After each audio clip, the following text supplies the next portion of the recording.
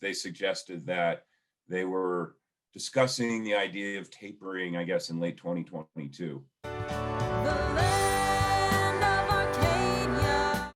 Well, hello there, my friends. Chris Marcus here with Arcadia Economics. And I'm also here with Dave Kranzler, who kindly has been letting me vent on a challenging morning, although I just made a apparently fantastic, not appropriate for air, Keynesian central banker joke that has him chuckling. So, Dave, it's great to be here. Thanks for cheering me up a little bit. And how are you, Big Daddy? I'm doing okay. It's always good to be here. So let me just say I'm doing better now.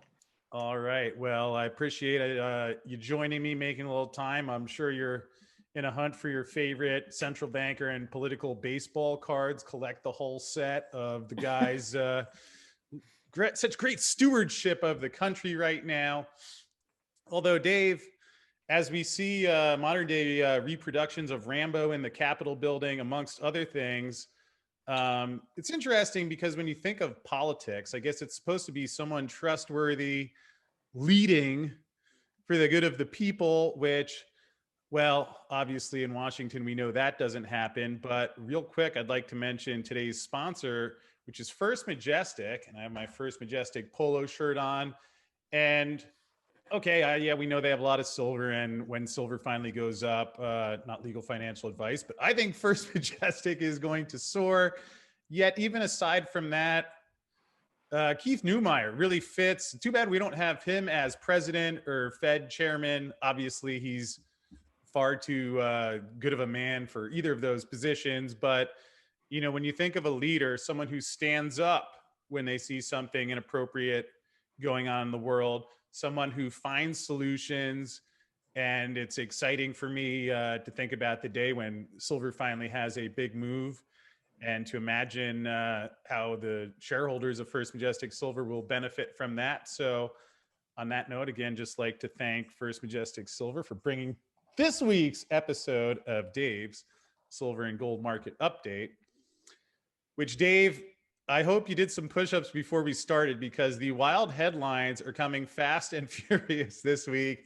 I giggled yesterday when I hadn't heard this, but apparently, like, I hope you're not holding anything. You may like fall out of your chair. I know you heard this already, but the Federal Reserve apparently in their minutes had the audacity to talk about tapering.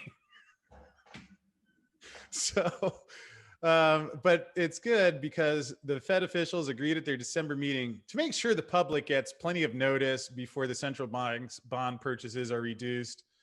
Dave, how much notice do you need on that one so that the Fed can prevent a taper tantrum? That's clever stuff by CNBC there. What do you think, Dave? Is the Fed tapering soon? Do we have enough time to prepare? I'll leave this picture of Steve Leisman up for you because I know he's. Please don't. Please don't. There's an example of a guy whose brains fell out of his head along with his hair, all at the same time. He's not even a trained economist. He's a financial journalist. He did go to Columbia though, so he does have that going for him. Advanced Keynesian degree. I saw that headline the other day about, the Fed. I forget which one, Boskin or whatever. They suggested that they were discussing the idea of tapering, I guess, in late 2022. And when I saw that, my first gut response was, oh, that means we've got a lot more money printing coming, because that's usually how it works. But I also tweeted out, I mean, the tweet is still out there on Twitter. I said that I've got a shiny, brilliant, uncirculated 1 ounce American Gold Eagle that I'll put up in a bet that says the Fed prints a lot more money before it ever tapers. And in fact, I don't need advance notice of when the Fed's going to taper, because they're never going to be able to taper. The tapering will be a forced event when the dollar ultimately collapses. We're in a period now in the life cycle of the dollar as a fiat currency and the reserve currency. We're in kind of the final stretch here of the final collapse of it. And it's the Fed and the government has backed themselves into a printer collapse corner. Yeah, well, certainly that seems to be the case. Although, fortunately, I know you were aware of that for a long time, probably going back to this Whopper by Ben Bernanke, his op-ed in Washington Post of back in 2010, right before he launched QE2. And here he talks about, well, it's been successful in the US and elsewhere. Talks about the virtues of these asset purchases, how it's going to spur teddy bears and everything. But we saw when he talked about tapering, Janet Yellen talked about tapering. I don't know if 2.5% in 2018 was a taper, but Right. And look what happened. Look what happened. The stock market shit the bed. It sure did. In early 2018, the S&P dropped over 10%. I remember that well, and I think a lot of the people watching do also. And I guess maybe another question I have for you, sir. I don't know if our faces are covering, but here you can see Italy's government in crisis after former PM pulls support for ruling coalition. House to impeach Trump for inciting Capitol attack. Ohio researchers say they've identified 2 new COVID strains. U.S. COVID deaths hit another record. We'll leave aside opinions on COVID, but focus perhaps just on how we've heard Jerome Powell respond to the last year, saying everything was fine until COVID hit. Now we have governments falling apart and headlines of new COVID, whatever you call it. So it kind of makes it hard to see under what context the Fed is going to be doing any tapering anytime soon. And it's never there will be no taper unless they want to let the stock market and the bond market collapse. Well, it's going to happen eventually anyway. Yeah. And actually, Dave, speaking of which, what do you think about this rising bond yield here? I mean, skyrocketing to the robust premium of 1.09%. I don't know if Wall Street Journal or CNBC has noticed that's still a negative yield when you have a 2% inflation target. But what do you think is going on? Whoa. Hang on here. Hold the phone. 2% inflation target, but what's real inflation? I can pull up at least 2 very credible measures of inflation that show that inflation's running 10, 11% now, and it has been for the last 4 or 5 years in most cities. So when I read these headlines, just because I say I'm the chairman of the Fed and I say we have a 2% inflation target, that doesn't mean inflation is actually 2%. It's much higher.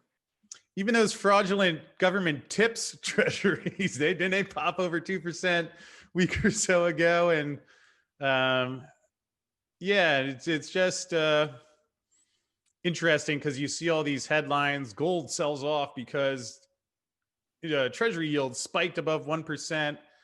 And on one hand, I wouldn't doubt that there are some algos that get triggered when it's that algos, happens. Yeah. But I mean, what do you think are the chances anyone actually took some physical gold and went and sold it because they saw the yield on the 10-year? There wasn't any physical gold that traded during that price takedown the other day. It was all in the paper market. In fact, India was buying gold hand over fist that night. We've seen that for the last couple of weeks. It's been a repetitive pattern where the gold price rises in the late evening and early morning in US hours, because that's when the Eastern Hemisphere physical buying gold markets are open.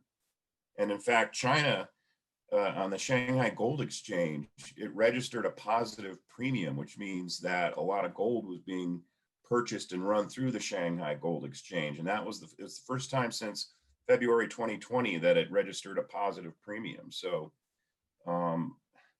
that's where the physical action is going on. Everything that happens on the COMEX is in the paper market, and largely on the LBMA, it's paper trading.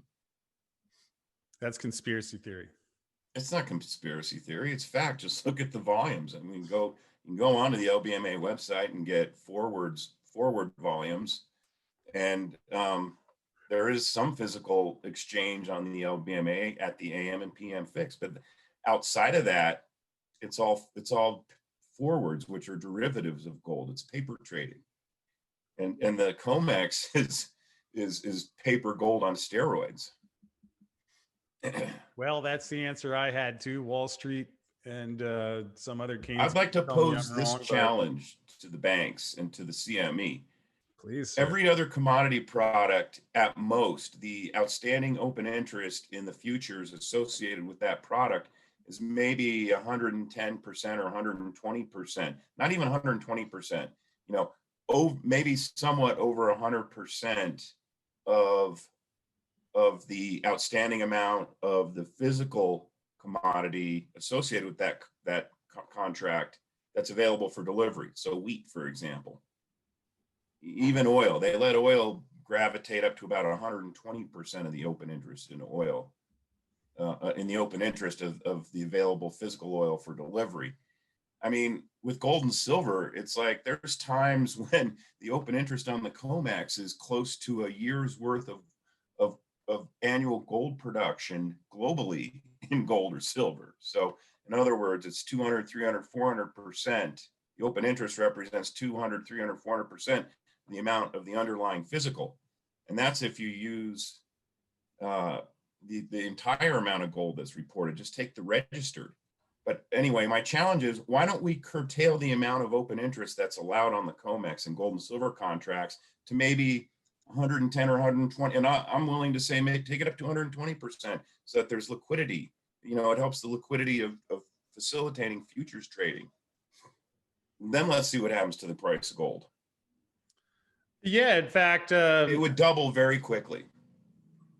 Well, on one hand, it's interesting, as you mentioned this, it's like, most in Wall Street act as if there's no solution to this. And I think you've just laid an easy one out quite clearly. And additionally, it reminds me of what Bart Chilton said when I asked him about, isn't there a lot more silver paper out there than silver? And he said, yes, but a lot of that gets into conspiracy theory because basically the system is predicated upon not everybody taking delivery of a barrel of oil in their backyard at the same time.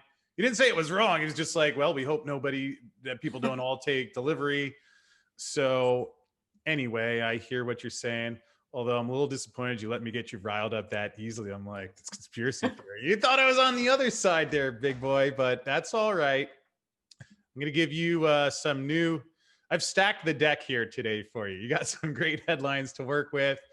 Here's one from our mutual friend, Craig Hemke, giving his 2021 gold and silver price forecast for Sprott Money. You got to add some silver to that picture.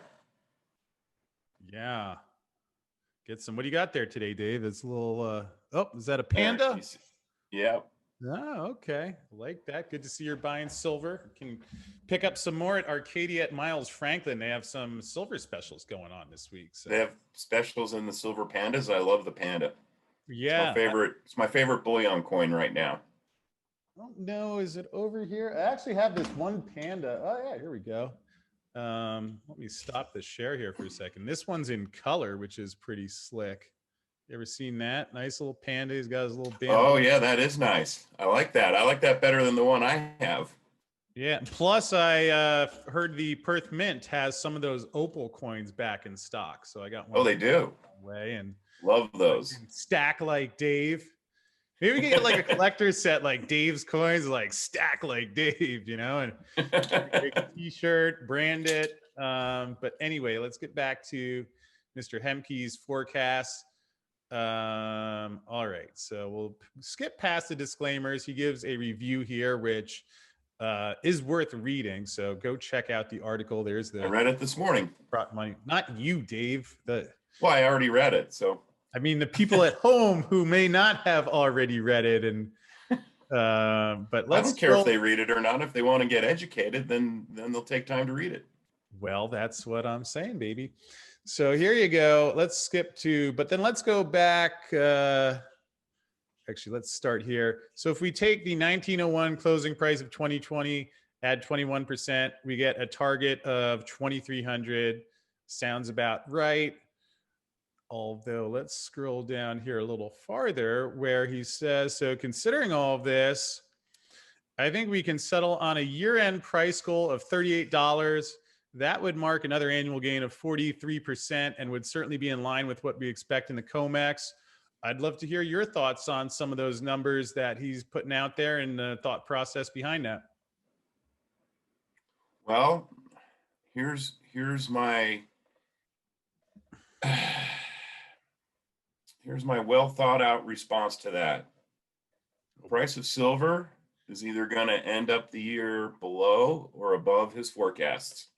Now, hold on a second. Folks at home, that's why you want to hit the subscribe button for the type of analysis that is not available in the mainstream. So, I love it that Craig puts out forecasts like that. I think it's great. I kind of learned many years ago that because of the amount of manipulation that goes on in gold and silver markets, it's impossible to really accurately forecast where the price is going to go. I mean, I would say, yeah, we're going to be significantly higher at the end of this year than we are right now.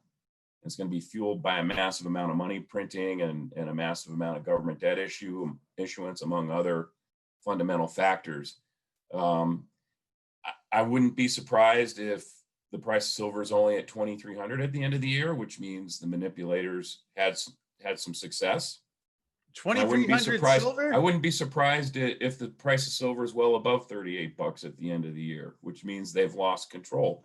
And I know there's a few people who I respect as much as anyone out there in the precious metal sector in terms of their analysis. And Aleister McLeod is one of them. He thinks this is the year they're going to lose control of the fiat currency system. I think it's entirely possible, but it's impossible to predict accurately. I happen to believe, in the way I'm positioning myself for this year, is I believe we're going to be significantly higher. How high? No one knows, because it just depends on how much traction the manipulation still has. That makes a lot of sense. And perhaps along those lines, I don't know, the way I think of it or describe it to others, it seems to me probably it will be somewhat binary, where it'll probably either be like 25 or $30 a year from now, or some number a lot bigger in that. I don't know. Well, but I think there's going to be some break point. Look how quickly it ran up to 50. And I don't have the chart in front of me, but it ran up to 50 very quickly between, like, I don't know what, the last quarter of 2010 and early second quarter 2011. I mean, it's one of those, slowly then suddenly type things. And I would make the argument that we're transitioning into the suddenly moment in our system in all kinds of respects. I mean, I would expect to see a lot more volatility in every aspect of our system, including political, the social response to political volatility. So, maybe not necessarily what we saw at the Capitol the other day, but I think you're going to see a lot more social unrest, and you're going to see a lot more volatility in gold and silver. We've already seen a lot more volatility in gold and silver just in the first week and a half of 2021. You're going to see a lot more volatility in the stock markets. And the common thread underlying all this is because the currency is deteriorating rapidly in value. And that's sort of at the root level, and it just kind of reverberates through every nook and cranny of our system. And that's a big part of the reason why you're seeing social unrest. People don't really care that much who the president is. They care about being able to put food on their table, feeding their kids, sending their kids to a safe school. Well, for a large swath of the population now, a lot of that stuff, they have to make choices. Do I pay my mortgage? Do I pay my rent? Or do I put food on the family for my kids? And that's all been fomented by the deterioration of the US dollar. The damn thing's lost 98% of its value since 1971. Well, I wrote a piece today for my investors, and I refer to currency devaluation as the silent cancer that slowly kills someone, slowly and then suddenly. And that's where we are. We're transitioning into the suddenly phase in our system. And I hate to say that, but it's you can ignore, but you can't ignore the consequences of reality. Thank you, Ayn Rand. Yes. And interesting, Dave, you mentioned how things happened quickly in 2010 and 2011 with silver. Although when you compare that to what happened in 1980, 2011 was a glacial pace. I mean, I think we talked before about how silver went from 24 to 50 less than a month in 1980. And then, well, money printing, debt loads have skyrocketed since then. Makes you wonder, with all that leverage on top of it, sure seems Well, like something's inevitable. the fake news about what happened back then is that the propaganda narrative is that the Hunt brothers tried to corner the silver market. They were trying to manipulate it and corner it. Well, that's not the case. They had figured out that the amount of paper silver, the amount of silver futures, far exceeded the value and the amount of silver that was available in the COMEX to be delivered. And I mean, it wasn't a cornering of the market. It was essentially a very brilliant arbitrage that got shut down by the U.S. government Yeah, well, that's because government. they had exposed the COMEX even back then, and most people aren't aware of that. That's the history. Don't read the revisionist crap that gets you hear about when you go to high school and the history of that type of thing. Oh, the Hunts, they were criminals. They tried to corner the market. No. Charles de Gaulle did the same thing back in the 60s. That's what broke the London gold pool. No. He had figured out that the US didn't have enough gold to deliver to foreign creditors if they all at once decided to turn in their treasuries for gold at the Fed in exchange for gold, because that's how Bretton Woods was set up. The US had to back government debt issued to foreigners they had to have enough gold in the vault to back the amount of debt that was issued to foreigners. Well, guess what? De Gaulle figured out that the US was running out of gold, and that's why the gold window was closed. And the Hunt brothers did the same thing with silver and the COMEX. They exposed what a fraud the COMEX is back in 1980. And it's a bigger fraud now because the numbers are bigger. Well, I'm sure that's all conspiracy theory, though. It's And not conspiracy theory, it's conspiracy fact. And that's why these large hedge fund guys who understand what's going on, they won't attack the COMEX because the precedent's been set for what the government will do to you if you try to attack the COMEX, if you have the financial capability to try to attack the COMEX. How is this going to end? Eventually, they're going to run out of physical gold and silver, period, to deliver.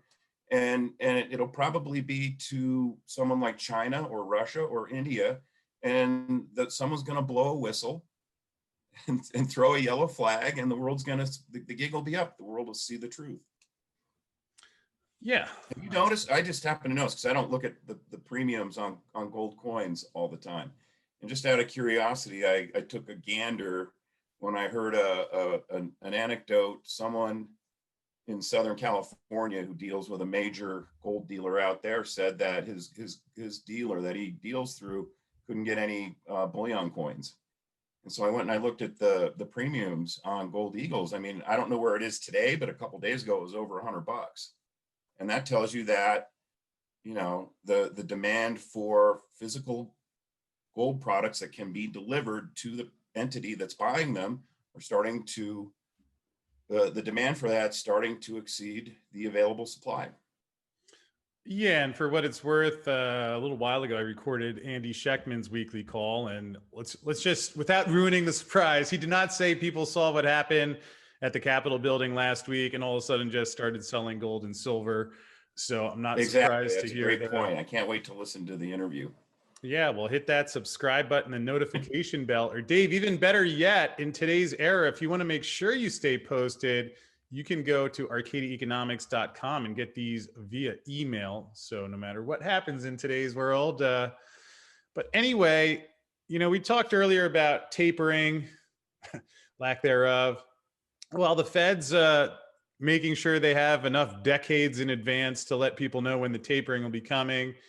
Here, central banks must arm up for the next market upheaval, says Bank of England. Then we go over here from our good friends at GATA. It's Chris Powell sending out another person who'd be far more qualified for any public office than anyone I know who's ever run outside of Ron Paul. International banks warn of market chaos if court abolishes LIBOR. Defendants in the case. Oh, look who pops up there. Credit Suisse, Deutsche Bank. Dave, I've been making Deutsche Bank jokes all week on the show because did you see? I'm sure you saw that story how they got fined, but it said they paid the fine to avoid prosecution on bribery charges. So is that actually a bribe to avoid? It's extortion.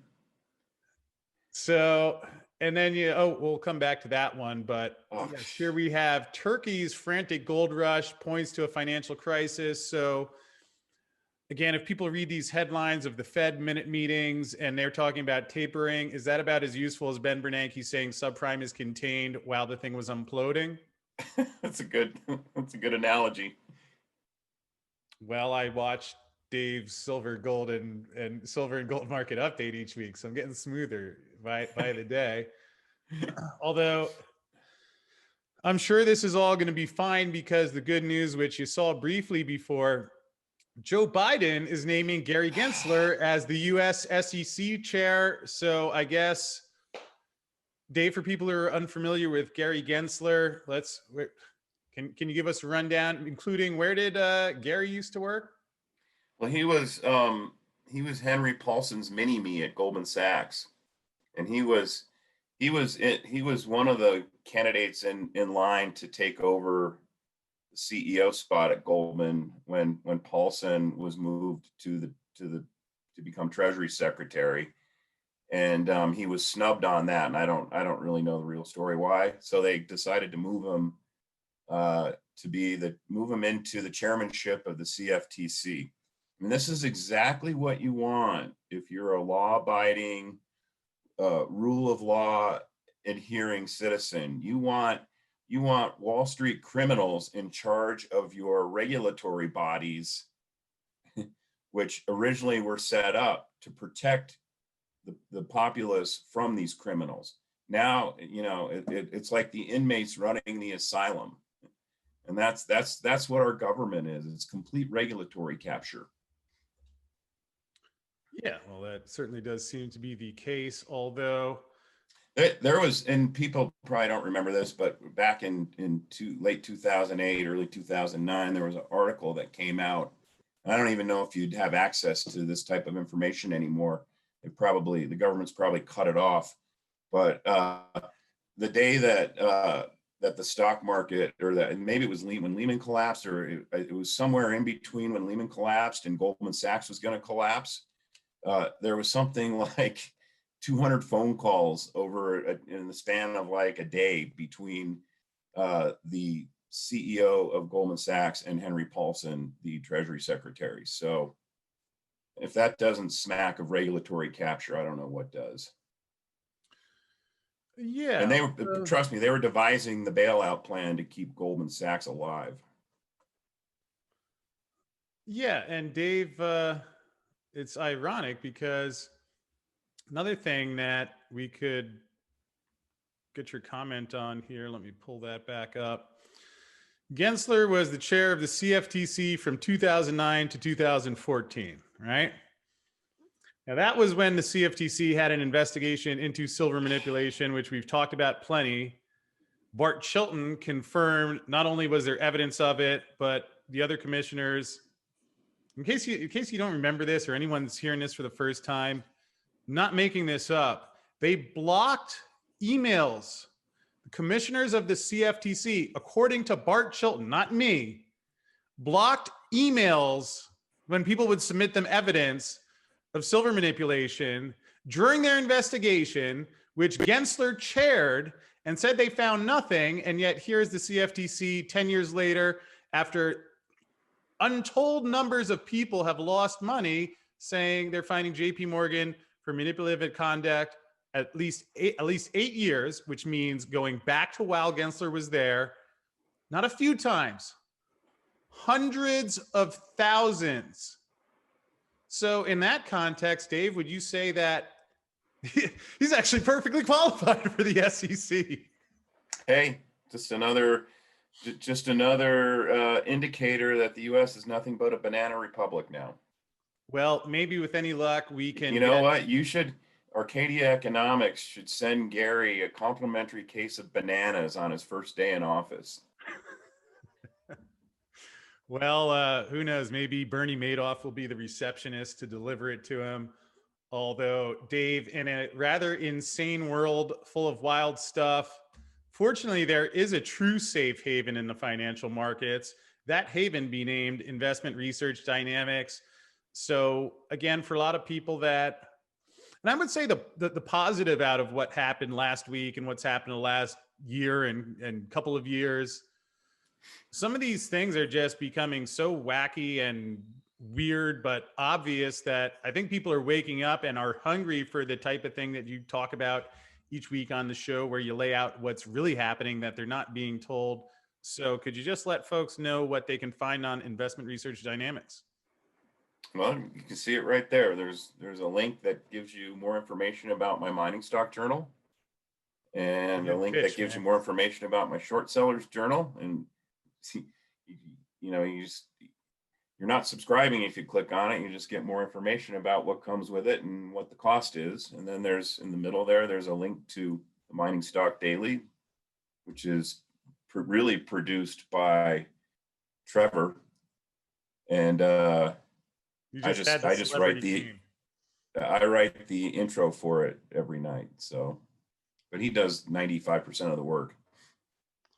Yeah, well, that's the way to do it. And yeah, anyway, I enjoyed last week's Mining Stock Journal. It was actually helpful. I had Silver Dollar on the show the other night, and it was good to get your write-up on them. You've covered Silver Viper quite a bit, which is another stock I'm quite intrigued by. And I guess I see it as two parts when people get into the mining stocks. On one hand, just having ideas or knowing, there's so many of these companies out there, and I guess that's what I target when I bring the companies on the show, because again, I know everyone's situation is different. I also don't know everything about these companies. So at least this way you can hear from people, and you provide that as well. You give ideas and then also follow up with some very high level analysis, I might add.